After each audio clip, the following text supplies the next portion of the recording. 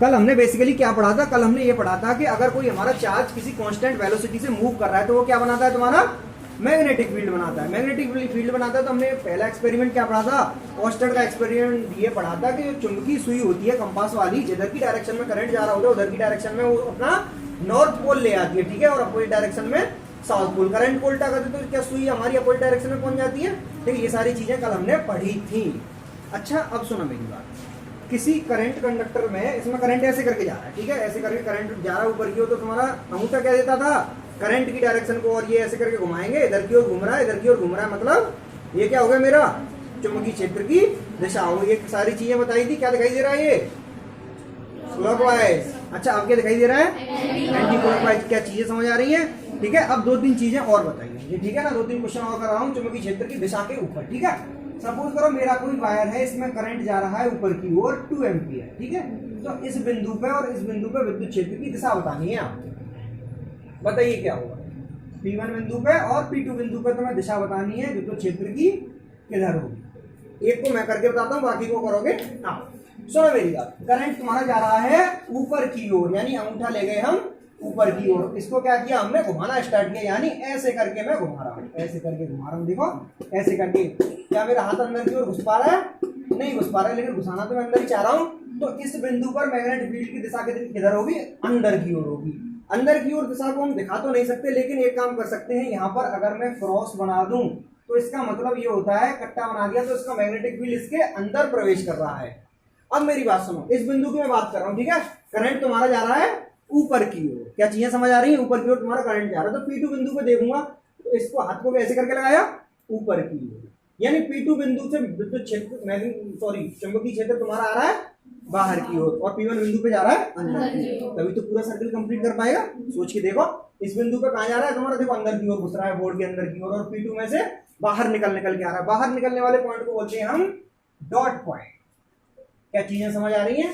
इस बिंदु पे क्रॉस बनेगा जहां पर मैग्नेटिक फील्ड तुम्हारा अंदर की ओर घुस रहा है, ठीक है, क्रॉस बोलते हैं उसको। अगर बाहर की ओर आ रहा है तो डॉट बोलते हैं। क्या ये चीजें समझ आई है, पक्की बात। अब सुनना मेरी बात, एक और क्वेश्चन करके देखो।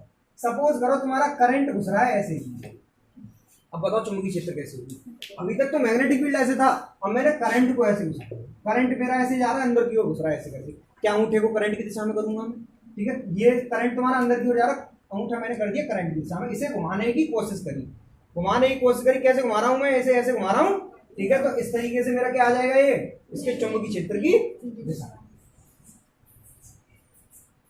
ऐसे। सही बनाया मैंने। अब सपोज एक और एग्जांपल, तीसरा, करंट तुम्हारा आ रहा बाहर की ओर। अब बताओ इसकी दिशा कैसे होगी। करंट तुम्हारा डॉट का मतलब है तुम्हारा करंट आ रहा है बाहर की ओर, यानी बाहर की ओर करंट आ रहा है, ऐसे करके बनेगा। क्या ऐसे करके बना दूंगा मैं, ठीक। क्या चीजें समझ आ रही है, पक्की बात, ठीक है। तो ये कौन सा होगा तुम्हारा, ऐसे करके घूमेगा तो ये एंटी क्लॉकवाइज, ठीक है ना। ये क्या होगा तुम्हारा एंटी क्लॉकवाइज। ये तीसरा एग्जांपल, ये तुम्हारा दूसरा एग्जांपल, ये तुम्हारा पहला एग्जांपल। अब आप बताओगे मुझे, चौथा एग्जांपल आप बताओगे, यहीं पे कर दूं। ये तुम्हारा वायर है, इसमें इधर की ओर करंट जा रहा है, तो इस बिंदु पे और इस बिंदु पे आपको बताना है कहां पर क्रॉस बनेगा, कहां पर डॉट बनेगा। करो ऐसे सॉल्व। अगर ये तीनों इलस्ट्रेशन समझ में आए होंगे तो चौथा करने में कोई बड़ी बात नहीं है। इसको मैंने मान लिया P1 और इसको मान लिया मैंने P2। तो आपको बताना P1 पे क्रॉस का मतलब होता है अंदर की ओर घुस रहा है, और डॉट का मतलब होता है बाहर की ओर आ रहा है। पक्की बात। P1 पे कौन कौन बोल रहा है क्रॉस बनेगा, पक्का बोल रहे, बिल्कुल सही बोल रहे। अच्छा P2 पे क्या बनेगा, डॉट बनेगा। देखो ऐसे करके, देखो हाथ टेढ़ा नहीं हो पा रहा है मेरा, इधर क्यों जा रहा है, तो ये ऐसे करके घूमना चाहेगा, तो P2 पे क्या बनेगा तुम्हारा, एक्चुअल में डॉट ही बनेगा। और P1 पॉइंट पे कैसे निकालेंगे, देखो ऐसे करके करंट जा रहा है, तो ये क्या करना चाह रहा है, ये वाला हाथ मेरा अंदर की ओर जाना चाह रहा है, यानी P1 पॉइंट पे क्या होगा, मेरा चुंबकीय क्षेत्र कहां पे होगा, क्रॉस में होगा। क्या ये चीजें समझ आ रही है, पक्की बात। एक और चीज बता दो इसके ऊपर, अभी तक तो ये क्या हो रहे थे हमारे, किसी सीधी लाइन में करंट जा रहे थे। देखो सीधी लाइन में करंट जा रहा था, इसमें करंट ऐसे करके घुस रहा था, इसमें करंट ऐसे करके आ रहा था, और इसमें भी सीधा जा रहा था। एग्जाम्पल नंबर 5, सपोज करो तुम्हारा करंट घूम रहा है किसी धारावाही लूप में, सपोज करो 2 एम्पीयर। तो इसका चुंबकीय क्षेत्र कैसे निकालते हैं, उल्टे रूल से। यहां पर हम करंट की दिशा को क्या मानते थे, अंगूठे से, यहाँ पर करंट की दिशा को मानेंगे हथेली से और अंगूठा क्या देगा, चुंबकीय क्षेत्र की दिशा देगा। ठीक है, सर्कुलर लूप में उल्टा कॉन्सेप्ट लगता है। ठीक है, तो करंट की डायरेक्शन कैसी थी, ऐसे। ठीक है, ऐसे थी ना, तो चुंबकीय क्षेत्र कहाँ पे आएगा, इधर की ओर, आपकी ओर, है ना, आपकी ओर आएगा। पक्की बात है, तो आपकी ओर आएगा तो मतलब मैं क्या लिखा दूं, डॉट। क्या चीजें समझ आ रही हैं, ये तुम्हारा ऐसे करके घुमा करंट तो चुंबकीय क्षेत्र आएगा इधर की ओर।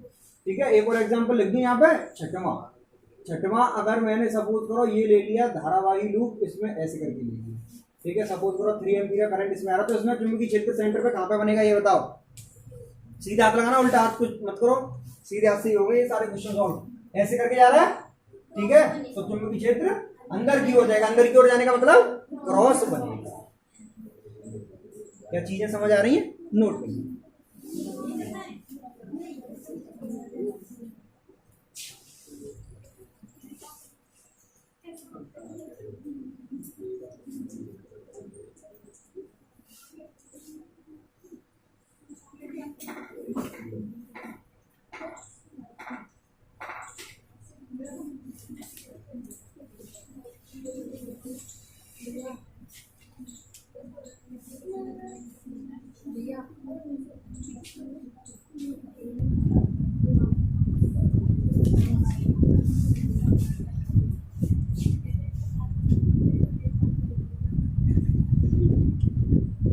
ऑस्टर्ड के एक्सपेरिमेंट ने क्या किया था, ऑस्टर्ड ने केवल परिकल्पना ही तो की थी कि कोई आवेश अगर मूव कर रहा होता है तो क्या बनाता है, मैग्नेटिक फील्ड यानी चुंबकीय क्षेत्र। ऑस्टर्ड उसकी वैल्यू नहीं बता पाया था, है ना, ऑस्टर्ड उसकी वैल्यू नहीं बता पाया था। तो इन्होंने क्या किया, बायोट सावर्ट ने उस मैग्नेटिक फील्ड की वैल्यू मतलब मैथमेटिकल वैल्यू बता दी कि कितना मैग्नेटिक फील्ड बनना है। लेकिन बायोट सावर्ट लॉ ने ये कहा, बायोट सावर्ट जो अंकल जी थे उन्होंने ये कहा था कि मैं सिर्फ छोटे से एलिमेंट की तरफ से बता पाऊंगा मैग्नेटिक फील्ड को, पूरे तार की वजह से नहीं बता पाऊंगा, है ना। तो उन्होंने क्या किया था, उन्होंने केवल छोटे से एलिमेंट की वजह से किसी बिंदु पे मैग्नेटिक फील्ड की गणना कर दी थी।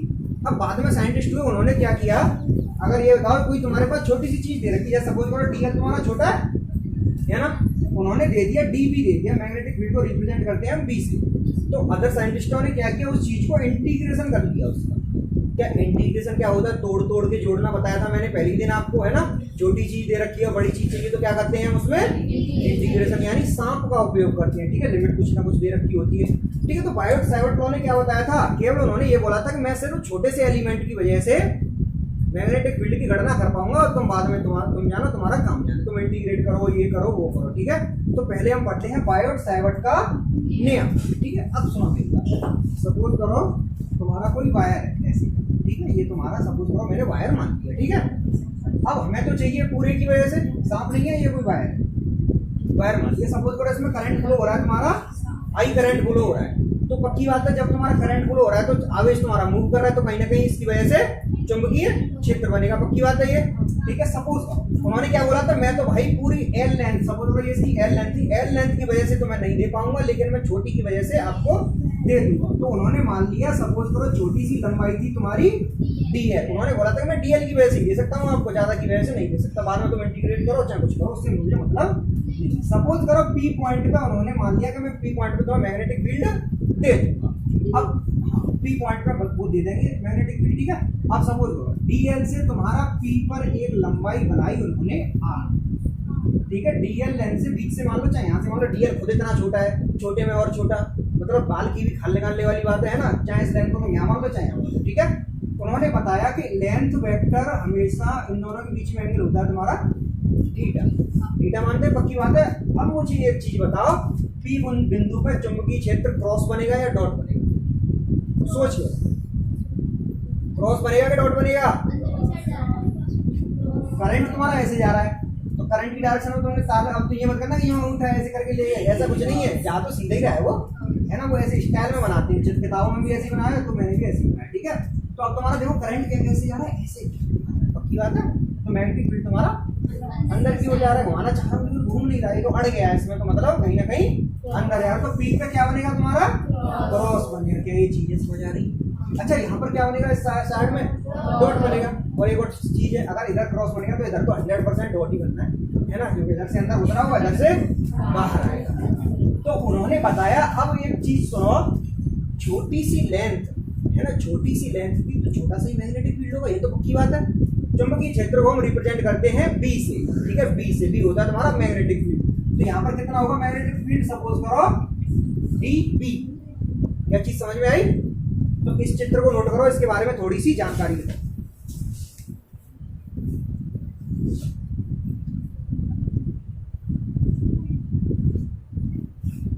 इस चित्र को नोट करेंगे, थोड़ी सी इसके बारे में जानकारी लिखेंगे।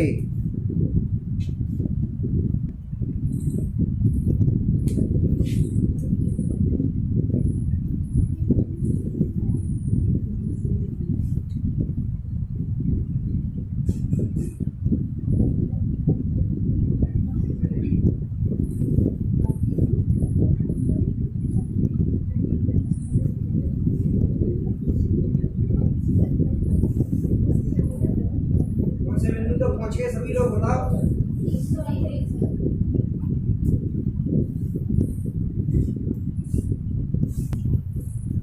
सुनो मेरी बात, हम क्या पढ़ रहे थे, बायोट सावर्ट का नियम क्या था, किसी छोटे से एलिमेंट की वजह से उन्होंने क्या बताया था, किसी बिंदु पर चुंबकीय क्षेत्र की गणना करी थी, ठीक है। उन्होंने बोला था मैं केवल छोटे की वजह से बताऊंगा, तो कोई दिक्कत नहीं है, तुम छोटे की वजह से बता दो, ठीक है। डीएल तुम्हारी छोटी सी लंबाई दे रखी थी, इससे पी बिंदु पर डीबी यानी छोटा सा तुम्हारा चुंबकीय क्षेत्र बन रहा था। ये आपने बताई दिया मुझे, क्रॉस होगा, अंदर की ओर होगा। यहाँ से लेकर यहाँ तक की दूरी कितनी दे रखी थी मुझे, आर दूरी दे रखी थी। अब पहले उसने क्या बोला, चुंबकीय क्षेत्र विद्युत धारा के अनुक्रमानुपाती होता है। सीधी सीधी बात होगा, सपोज अगर इसमें 2 एम्पियर जा रहा है और एक बार इसमें जा रहा है 5 एम्पियर, तो बताओ यहाँ पर चुंबकीय क्षेत्र ज्यादा कब बनेगा, जब 5 एम्पियर होगा। तो चुंबकीय क्षेत्र जितना ज्यादा बनेगा, जितना ज्यादा उसमें धारा प्रवाहित होगी, यानी जितना ज्यादा उसमें करंट होगा, ठीक है। पहला पॉइंट समझ में आएगा सभी के, जितनी ज्यादा धारा उतना ज्यादा चुंबकीय क्षेत्र, सीधी बात है। बी चालक की छोटी लंबाई के अनुक्रमानुपाती होता है, सीधी सीधी बात है। अगर तुम्हारी डीएल की वजह से इतना डीबी आ रहा है, अगर तुमने डीएल बड़ी ले ली तो उसमें ओवरऑल चार्ज भी ज्यादा होंगे, तो ओवरऑल तुम्हारा चुंबकीय क्षेत्र भी ज्यादा होगा। तो डीबी जितना ज्यादा होगा उतना ज्यादा डीएल होगा, डीएल ज्यादा जितना ज्यादा उतना ज्यादा डीबी होगा, बात ठीक है। अब सुनो, बी चुंबकीय क्षेत्र जो होता है डीएल तथा आर के बीच के साइन थीटा के अनुक्रमानुपाती होता है। उन्होंने बताया कि जो डीएल वेक्टर है उसको करंट की दिशा में ही मानते हैं, ठीक है। आर वेक्टर तुम्हारा किधर की ओर आ गया, इधर की ओर। डीएल वेक्टर तुम्हारा करंट की दिशा में ही हम मानते हैं। तो इन दोनों के बीच में कितना एंगल बनना था, सपोज करो थीटा। तो उन्होंने रूल में ये बताया कि इनके बीच में थीटा है, इसका पहले तो क्या कैलकुलेट कर लेंगे, साइन थीटा। जैसे सपोज करो 30 डिग्री के एंगल पे तो साइन 30 है ना, तो वो साइन थीटा के क्या होगी, अनुक्रमानुपाती होगी। जितना ज्यादा साइन थीटा होगा उतना ज्यादा चुंबकीय क्षेत्र होगा। तो डीबी प्रोपोर्शनल टू आ गया साइन थीटा। अब मुझे एक बात बताओ, बी डीएल तथा पी बिंदु के बीच की दूरी के वर्ग के अनुक्रमानुपाती होता है, होगा ही, सीधी सी बात है। अब ये बताओ, यहाँ से 5 मीटर पे चुंबकीय क्षेत्र ज्यादा होगा या 10 मीटर पे ज्यादा होगा, 5 मीटर पे। 10 क्यों बोल रहे हो, 10 मीटर तो दूरी हो जाएगी। ये तुम्हारा तार है, यहाँ पे ज्यादा होगी चुंबकीय क्षेत्र, जहाँ यहाँ पे ज्यादा होगी, पास में ज्यादा होगी, तो ठीक है। तो दूरी कम तो चुंबकीय क्षेत्र ज्यादा। ये एक्सपेरिमेंटली होता है कि आर की जगह आर स्क्वायर क्यों है ना, उन्होंने बार बार एक्सपेरिमेंट परफॉर्म करके देखे तो उन्हें रिजल्ट मिला कि आर स्क्वायर पे डिपेंड कर रहा है। तो डीबी कितना आ गया मेरा, इनवर्सली प्रोपोर्शनल यानी व्युत्क्रमानुपाती, उल्टा दूरी के वर्ग के। अब हमने क्या किया, इन चारों को आपस में मिला दिया, तो डीबी क्या आ गया मेरा, आई डी एल साइन थीटा बटे आर स्क्वायर। ये सारी चीजें मिल के आ गई। जब इस स्थिरांक जिसको प्रोपोर्शनलिटी कांस्टेंट को हटाते हैं तो क्या मिलता है, कुछ मेरा कांस्टेंट का मल्टीप्लाई हो जाता है। उस कांस्टेंट को हम बोलते थे डीबी बराबर mu not upon 4 pi, mu naught upon 4 पाई रटना है ये। अब जैसे उसमें 1/4 पाई एप्सिलॉन नॉट होता था इलेक्ट्रोस्टैटिक्स वाले में, इसमें क्या होता है तुम्हारा म्यू नॉट अपॉन 4 पाई। म्यू नॉट क्या होती है, निर्वात की चुंबकशीलता, उसमें क्या होती थी, निर्वात की विद्युतशीलता। एप्सिलॉन नॉट जो होती थी इसमें क्या होती है, निर्वात की चुंबकशीलता। अच्छा, इसकी वैल्यू की बात कर रहे हैं, उसमें वैल्यू कितनी होती थी एप्सिलॉन नॉट की, 8.85 × 10⁻⁻⁻⁰। इसमें तुम्हारी म्यू की वैल्यू होती है 4 पाई × 10⁻⁻⁷। तो मेरी बात सुनो, म्यू नॉट अपॉन 4 पाई की वैल्यू कितनी हो जाएगी, सिंपल 10⁻⁷। म्यू नॉट अपॉन 4 पाई की वैल्यू कितनी होगी, 10⁻⁷। तो ये तुम्हारा चुंबकीय क्षेत्र का फॉर्मूला है। अच्छा, तो छोटा चुंबकीय क्षेत्र है या बड़ा चुंबकीय क्षेत्र है, छोटा, क्योंकि बायोट सावर्ट ने केवल छोटे से एलिमेंट की वजह से चुंबकीय क्षेत्र की गणना करी थी, ठीक है। तो डीबी बराबर mu not upon 4 pi I D L sine theta बटे R square. This is the complete explanation, ठीक है।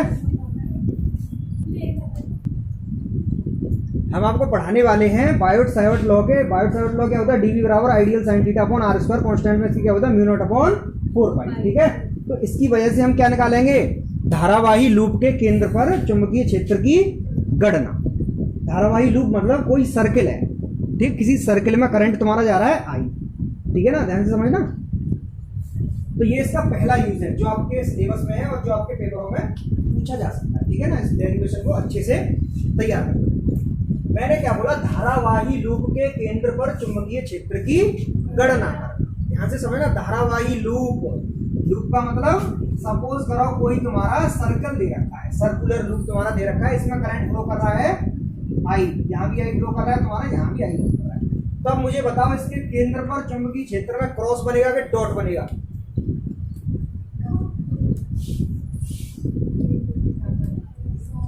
या तो चौकियों बिल्कुल क्रॉस बनेगा ना, ऐसे करके। अब इसमें बताया था मैंने, सर्कुलर लूप वाले में इसको उल्टा कॉन्सेप्ट लगाते हैं, सीधे वार होता है तो अंगूठे में करंट बहाते हैं। इसमें अंगूठे को ऐसे थोड़ी करोगे ऐसे करके, फिर हाथ क्या देगा वो, तो ऐसे करके नाचने लग जाएगा, है ना, नाच न जाने आंगन टेढ़ा वाला हिसाब किताब हो जाएगा ना। तो इसमें क्या करेंगे, हम हथेली से करंट को लेंगे और अंगूठा क्या देगा तुम्हारा, चुंबकीय क्षेत्र की दिशा, ऐसे करके लेंगे तो अंदर की ओर जाएगा। तो इसका मतलब क्या है, यहाँ पर बनेगा तुम्हारा। क्या चीजें समझ आ रही हैं? अब सुनो मेरी बात, धारावाही लूप के केंद्र पर चुंबकीय क्षेत्र की गणना मुझे करनी है। तो मेरी बात सुनो, बायोट-सैवर्ट लॉ ने क्या बताया था? बायोट-सैवर्ट लॉ ने केवल एक ही बात कही थी कि मैं तो केवल छोटे से एलिमेंट की वजह से चुंबकीय क्षेत्र की गणना कर सकता हूँ, है ना। तो छोटे से उनका फॉर्मूला क्या था, dv बराबर μ0 अपॉन 4 पाई IDL sin theta upon r square. क्या ये चीज सभी बच्चों की समझ में आई? ठीक है, इससे हम निकाल लेंगे। अब सुनना मेरी बात, डीएल क्या होता था तुम्हारा, छोटी सी लेंथ होती थी, छोटी सी लेंथ। सपोज करो मैंने ये छोटी सी लेंथ इसकी मान ली डीएल, ठीक है। अब डीएल से कितनी दूरी पर निकालनी है मुझे, हर दूरी पर, है ना। अब सुनना मेरी बात, डीएल वेक्टर किधर की ओर है तुम्हारा, ऊपर की ओर। मैंने बताया था करंट की दिशा और डीएल की दिशा को सेम मानते हैं, ठीक है। तो डीएल वेक्टर तुम्हारा इधर की ओर है और तुम्हारा आर है तुम्हारा इधर की ओर। समझ में आ रहा है? हमारी आर रेडियस मान ली मैंने सर्किल की, आई करंट उसमें फ्लो हो रहा है, डीएल की वजह से उसने छोटा सा एलिमेंट दिया था, डीएल की वजह से डीवी बराबर mu not upon 4 pi IDL sin theta upon are square. क्या ये चीज सभी के समझ में आई है? अब सुनना मेरी बात, डीएल की वजह से उसने मुझे दिया, अगर मैं डीएल को इंटीग्रेट कर लूं तो डीएल तुम्हारा इंटीग्रेट होकर कहां से कहां तक जा रहा है, 0 से 2 पाई आर। क्या ये चीज समझ में आई है? डीएल तुम्हारा कहां से कहां तक चल रहा है, 0 से लेकर 2 पाई आर ही तो चल रहा है भाई। मुझे तो बायोट-सैवर्ट लॉ ने कितना दिया, सिर्फ इसकी वजह से चुंबकीय क्षेत्र निकाल के दिया था, इस पॉइंट पे ये होता है। हमने क्या किया, इसको इंटीग्रेट कर लिया, तो क्या हम पूरे की वजह से निकाल देंगे? क्या चीजें समझ आ रही है? समझ में आ रही है तो बताओ, नहीं तो बना करो, दोबारा समझो। आ रही है ना? डीएल की वजह से उसने मुझे दिया, डीएल वेक्टर कहां पे आ गया तुम्हारा, ऊपर की ओर एक तरह से, ठीक है ना। और इधर भी मान लो तो क्या दिखता है, एंगल लगभग 90। अच्छा, थीटा क्या होता था मेरा, sin थीटा में थीटा डीएल तथा आर के बीच में बढ़ने वाला कोण, ये बताया था ना मैंने। अब मुझे बताओ डीएल और आर के बीच में कितना कोण बन रहा है, 90 डिग्री। बहुत सुंदर, डीएल तथा आर के बीच में कोण बन रहा है मेरा थीटा बराबर 90 डिग्री। देन sin थीटा की वैल्यू कितनी हो गई, 1 हो गई। देखो कितना आसान होता जाता है फॉर्मूला। अब मुझे क्या मिला, dv बराबर म्यू नॉट अपॉन 4 पाई गुणा IDL बटे। अच्छा देखो यहाँ आई है, मैंने स्मॉल आई मान रखा है, उससे कोई दिक्कत नहीं, दोनों चीजें सेम है। कैपिटल आई मान में कोई दिक्कत, उससे कोई टेंशन नहीं, ठीक है। IDL upon r. अच्छा मुझे एक चीज बताओ, अगर मैं इंटीग्रेशन कर लूं दोनों साइड तो कोई प्रॉब्लम, कोई दिक्कत नहीं। dv का इंटीग्रेशन कितना होगा, dv mu not upon 4 pi, यहाँ पर कितना बचा मेरा i upon are square integration dl। अच्छा मैग्नेटिक फील्ड कहां से कहां तक चल रहा है, 0 से भी बोल सकते हैं। और वैसे एक और चीज देखना, इंटीग्रल dv की वैल्यू डायरेक्ट भी हो जाती है, डायरेक्ट भी हो जाती है इंटीग्रेशन में, तुम पढ़ रहे होंगे, ठीक है ना। म्यू नॉट अपॉन 4 पाई हो गया मेरा, और यहाँ पर i अपॉन आर स्क्वायर। यहाँ पर मेरा लेंथ कहां से कहां तक चली, 0 से लेके 2 पाई आर, है ना। यहाँ से लेके यहाँ तक चलते तो कितनी दूरी कवर करता है पार्टिकल, 2 पाई आर, ठीक है ना। तो डीएल कहां से कहां तक वेरी कर रहा है, 0 से लेके 2 पाई आर तक। तो बता सकते हो इसको सॉल्व करके इसका आंसर क्या होगा। इंटीग्रल डीएल की वैल्यू कितनी होती है मेरी, एल। नीचे क्या लिखेंगे, 0, ऊपर 2 पाई आर। एक बार एल की जगह 2 पाई आर रखेंगे, एक बार एल की जगह 0, दोनों के बीच में लगाएंगे माइनस साइन। इंटीग्रेशन में ये पढ़ा होगा आपने। तो कुछ नहीं बचेगा मेरे हिसाब से, एक ही चीज बचेगी, mu naught upon 4 pi I R square गुणा में आएगा तुम्हारा 2 पाई आर, यही आएगा लॉट करके, है ना। इंटीग्रल डीएल में 0 से 2 पाई आर, तो यहाँ 2 पाई आर बचेगा, ठीक है। इंटीग्रेशन की चीजें हैं ये, ठीक है ना। अब सुनो क्या कट गया, एक आर से एक आर कट गया, 2 पाई से 4 पाई कितनी बार कट गया, 2 बार। तो चुंबकीय क्षेत्र का फॉर्मूला कितना आ गया, mu not I upon 2r। क्या चीज है समझ आएगी। इसकी यूनिट कितनी होगी, 10 लाख। ठीक है, नोट कर लीजिए इसे। अब देखो हमारे पास किसी सर्किल यानी किसी धारावाही लूप के वजह से चुंबकीय क्षेत्र का मान कितना आ गया मेरे पास, B बराबर mu not I upon 2r। अब सपोज करो ये तो तुम्हारा सिंगल का था, इसमें सपोज करो हमने क्या किया, कोई कुंडली लपेट, कुंडली मतलब कोई कॉइल ऐसे कर करके लपेट दी, उसमें सपोज करो एन टर्न था। ठीक है, कुंडली लपेट दी, कुंडली में टर्न मतलब टर्न कितने थे मेरे, एन। ठीक है, तो कुछ नहीं करना, B बराबर कितना हो जाएगा तुम्हारा, mu naught n i upon 2r। उत्तर क्या होगा इसका, किसमें आएगा। अब एक क्वेश्चन नोट करो, coil is the number of turn off coil. कर लिया नोट। ये फॉर्मूला आपको रात के 12 बजे भी अगर कोई पूछ लेना कि सर्किल की वजह से सेंटर पे मैग्नेटिक फील्ड कितनी होती है, तो mu not I upon 2r। ठीक है ना, डायरेक्ट याद होना चाहिए, mu not I upon 2r, mu not I upon 2r रटा होना चाहिए। अच्छा एक और समानता है इसमें, अगर तार की वजह से पूछे ना, तार का कल कराएंगे डेरिवेशन, तो उसमें कुछ नहीं अंतर होता है, mu not I upon 2πr आ जाता है उसमें, है ना, और कुछ नहीं। क्वेश्चन लिखो, किसी धारावाही लूप की त्रिज्या 5 सेंटीमीटर है, किसी धारावाही लूप की त्रिज्या 5 सेंटीमीटर है, किसी धारावाही लूप की त्रिज्या 5 सेंटीमीटर है।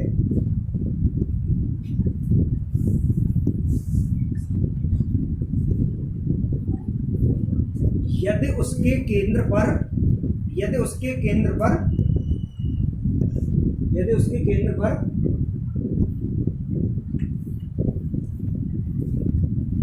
10 की घात -7 टेस्ला, यदि उसके केंद्र पर 10 की घात -7 टेस्ला का चुंबकीय क्षेत्र बन रहा है, कितना कम करना, बहुत छोटा।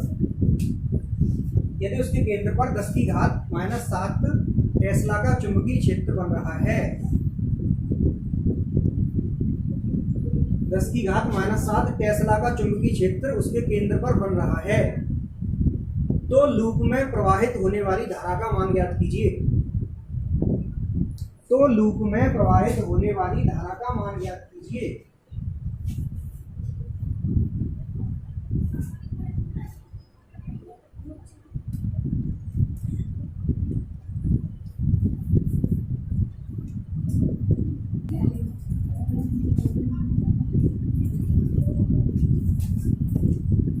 क्वेश्चन का सॉल्यूशन, मैंने क्या बोला, एक कोई तुम्हारा धारावाही लूप है, उसमें कुछ करंट आई फ्लो तुम्हारा हो रहा है, उसके केंद्र पर कुछ चुंबकीय क्षेत्र बनना है, कितना चुंबकीय क्षेत्र बनना है, B बराबर 10⁻⁷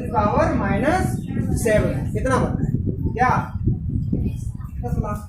ठीक है, इसकी त्रिज्या कितनी दे रखी है तुम्हें, 5 सेंटीमीटर, r बराबर 5 सेंटीमीटर मतलब कि 0.05 मीटर, सारी यूनिट स्टैंडर्ड में लेंगे, है ना। अब समझो B का फॉर्मूला क्या होता है सर्किल के सेंटर पे, mu not I upon 2r। क्या मेरी बात समझ में आई।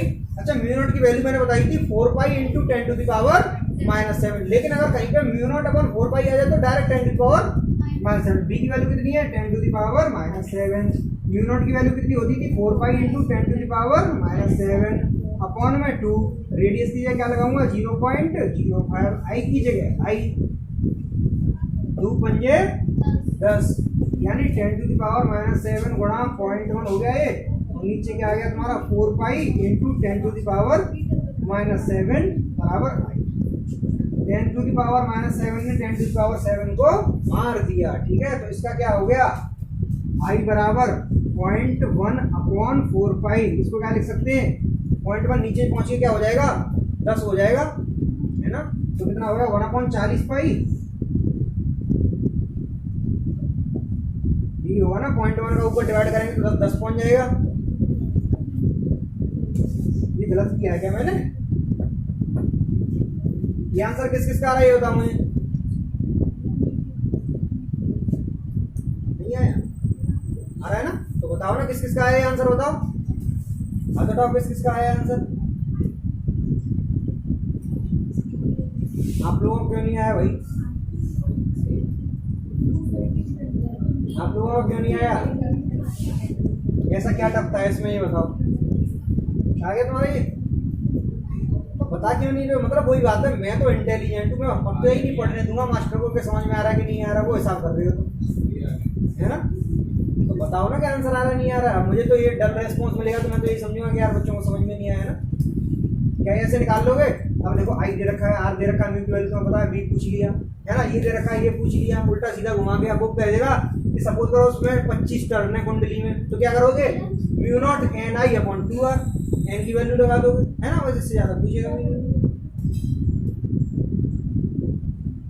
क्या चीजें समझ में आ रही है? पक्का एक और क्वेश्चन कर सकते हो। ये त्रिज्या कितनी दे रखी है मुझे? 5 सेंटीमीटर। मैं आपसे पूछ रहा हूँ, इधर देखो सभी लोग, जिनका हो गया वो तो सबसे पहले देखो। मैं पूछ रहा हूँ कि यहाँ से 3 सेंटीमीटर की दूरी पर कितना होगा चुंबकीय क्षेत्र, ये बताओ।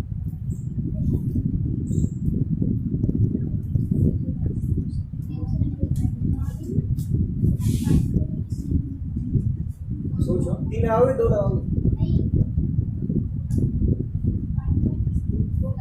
3 पे पूछो।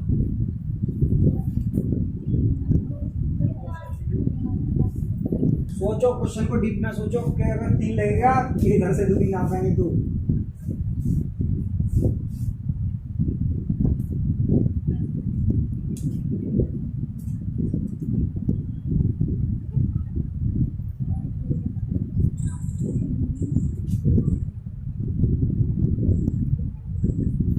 सोचो। अच्छा किस किस का आंसर 3 है ये बताओ।